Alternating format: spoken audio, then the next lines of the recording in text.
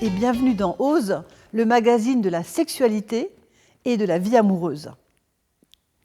Aujourd'hui, je vais vous parler des différentes étapes du couple et de sa sexualité.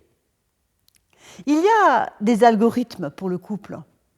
En effet, l'uniformité des facteurs qui déterminent la constitution et parfois la déconstitution d'un couple est absolument impressionnante et je trouve pour ma part utile à connaître.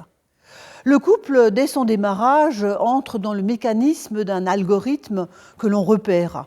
Coup de foudre, premier baiser, première relation sexuelle, l'euphorie du démarrage, les projets, l'exclusivité, l'amour fou et éternel, vous connaissez.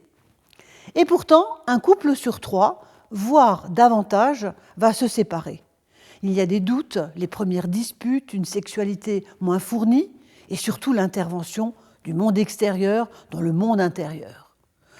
Peut-on intervenir sur les erreurs les plus fréquentes? Peut-on éviter d'en arriver là? Quelles sont les étapes? Première, la lune de miel. C'est la mise en place des premières empreintes, des rituels, d'aller dans un restaurant, un apéro à deux, d'aimer tel film. C'est le plaisir de se retrouver et de partager des événements, même ordinaires. C'est également l'intensité de la relation sexuelle et la fréquence élevée des rapports. Les ajustements sexuels et parfois les dysfonctionnements sexuels ne sont pas très conscientisés à ce stade-là.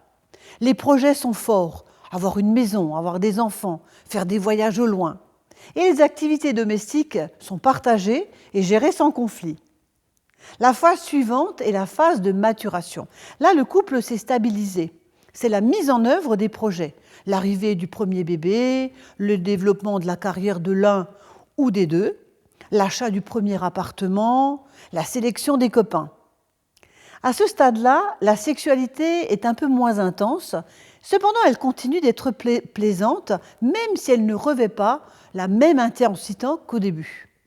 Les valeurs d'exclusivité sont en baisse et les sentiments amoureux un tantinet moins vifs. La phase suivante est la phase de réalisme et parfois d'usure.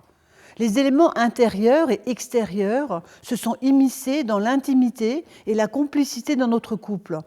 Éducation des enfants, charges financières, le travail prenant, la famille intrusive, vous connaissez, le beau-père, la belle-mère, etc. Cette découverte progressive d'emprisonnement et de désenchantement peut avoir parfois une influence désastreuse sur la relation amoureuse et sexuelle. Les attirances de personnes à l'extérieur représentent également de nouveaux dangers. C'est ce que j'appelle l'externalisation de l'intimité. Arrive enfin une autre phase qui est de séparation. Heureusement, cette étape n'est pas nécessaire.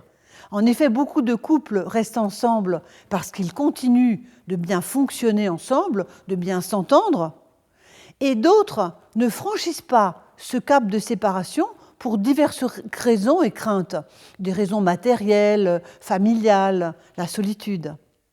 Alors, rendez-vous la semaine prochaine, nous allons oser parler de la fréquence des relations sexuelles. À bientôt.